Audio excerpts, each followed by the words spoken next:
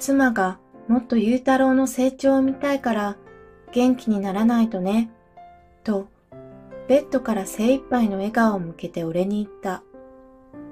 それから1週間後、由美は亡くなった。俺と4歳のゆうたろうを置いて。由美とは10年前に会社で出会った。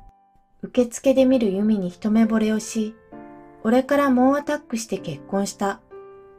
清楚でつつましい妻はいつも穏やかで、子供ができてからは仕事を辞めて、育児も家事も完璧にこなしていた。俺は妻に安心して家庭を任せ、朝から晩まで仕事に励み、週末は家族で過ごし、たまに旅行にも行った。俺はこの幸せな毎日がずっと続くと思っていた。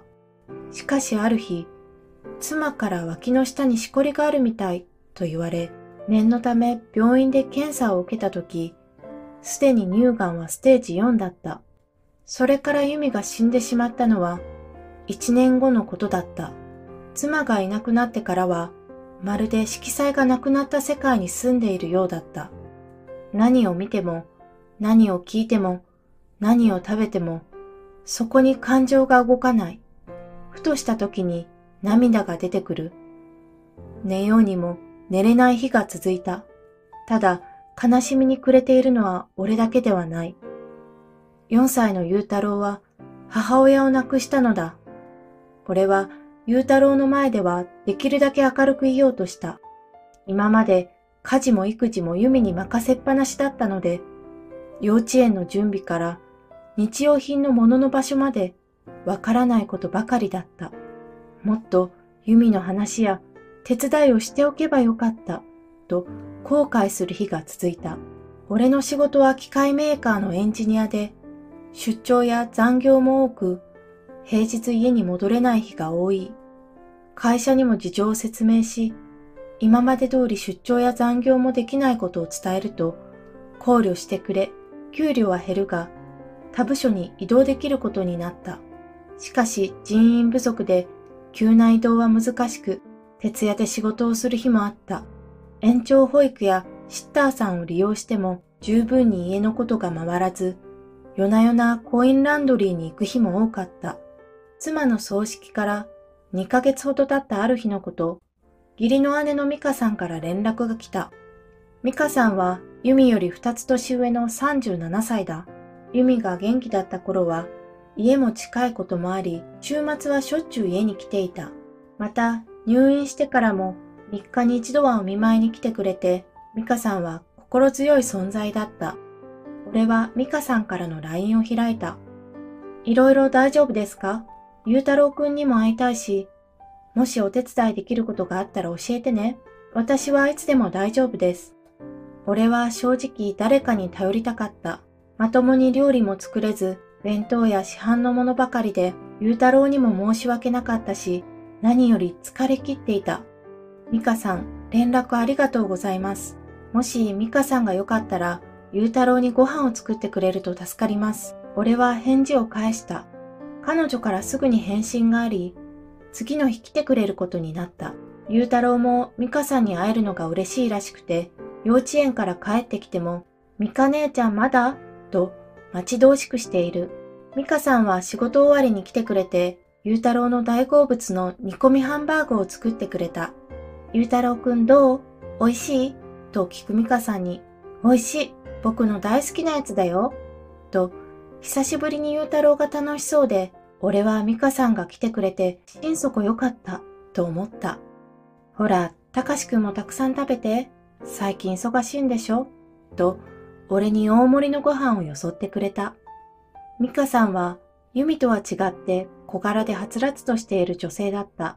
少し垂れ目で、笑うと由美とよく似ていた。結婚して4年になるが、まだ子供はいない。不妊治療をしているらしく、よく由美に相談していた。子供は大好きだそうで、ゆうたろうが生まれた時から可愛がってくれている。たかしくん毎日大変そうね。ご飯だったらいつでも作るし、明日もまた作りに来ようか？と美香さんは俺に聞く。でも美香さんだって仕事してるし、それに頻繁に来るのは申し訳ないよ。と俺が言うと、大丈夫よ。旦那は最近飲み会が多くて、ほとんど家で食べないし、毎日は無理かもしれないけど、2日に一度作りに来るから。そう言って美香さんがたびたび家に来てくれることになった。龍太郎も美香さんが来てくれるようになって、ご飯をよく食べ、笑う回数も増えた気がする。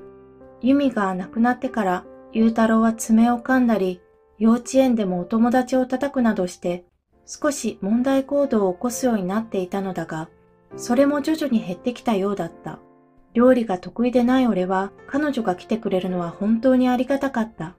それから半年ほど経ったある晩の日のこと、いつも龍太郎が寝る時間には帰るのだが、その日は美香姉ちゃんと寝るの、と言ってダダをこねる。俺は美香姉ちゃんはお家に帰らないといけないから、と怒っても、激しく泣き、わがままを言う。その様子を見た美香さんは、いいよ。じゃあ今日は一緒に寝る？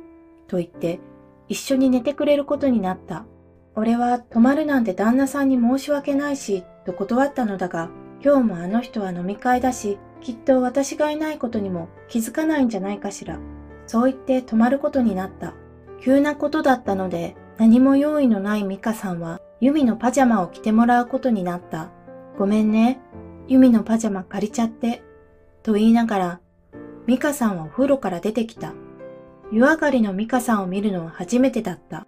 まだ少し濡れた髪から由美と同じシャンプーの甘い香りがし、白いマシュマロのような方は湯上がりで桜色になっている。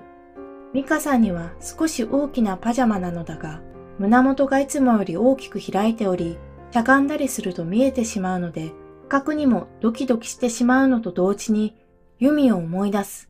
俺は相反する二つの気持ちを抱え寝室に行く。龍太郎と三人で川の字になって俺たちは横になった。枕元のオレンジ色のライトが優しく絵本を読む美香さんの顔を照らす。俺は絵本ではなく、その穏やかな表情の美香さんをじっと見ていた。途中で美香さんはパッと俺の方を向き目が合った。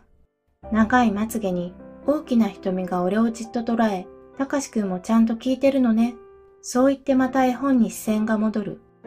何冊か読むと、龍太郎から静かに寝息が聞こえ始めた。俺は美香さんに小さな声で言う。さっき旦那さんも気づかないって言ってたけど、やっぱり家に帰った方がいいんじゃないかな。ここに泊まるのはいい気しないんじゃない？美香さんは正直に言うとね、私たちあんまりうまくいってないの。だからもういいの。どうも不妊治療がきっかけで関係がギクシャクしてしまい、体外受精も視野に入れていたのだが、その矢先に旦那が会社の人と関係を持ってしまったそうだ。自分とはしばらくレスなのにどうしたらいいかわからないと美香さんは言う。ただ、子供が欲しかっただけなのに。美香さんは涙声で俺に言った。彼女はそれから何も言わず、俺に背を向ける。そしてすすり泣くような声が聞こえてくる。俺は我慢できず、美香さんの方へ行き、そっと後ろから抱きしめた。ごめんなさい。ごめんなさい。泣き止むから。そう言っても、美香さんから涙が溢れ出す。俺はしばらく美香さんを抱きしめていた。彼女はすっぽりと包み込めるほど小柄で柔らかい。俺は久しぶりに人肌に触れて思わず熱くなってしまった。それからしばらくすると、美香さんは落ち着いたのか、俺の方に体を向けた。ごめんね。驚いたよね。と、まだ涙で赤くなった瞳で俺を見つめる。その色素の薄い瞳は由美と同じで、俺はたまらずキスをした。それから俺たちは悲しみの中お互いを求め合った。このことがきっかけかどうかわからないが、半年後、美香さんは離婚をした。そして離婚から2年経ち、俺の隣にはお腹の大きな彼女が龍太郎と手をつないでいる。由美、俺たちが結婚して怒ってるかな？と美香に聞くと、由美にね、病院で頼まれたの。私がいなくなって、たかしと龍太郎が大変な時は支えてほしいって。だから由美はきっと怒ってないと思うよ。そう言って俺たちは、由美の墓石に花を添えた。美しいアゲハチョウが俺たちの目の前をくるりと一周し、空に飛んでいった。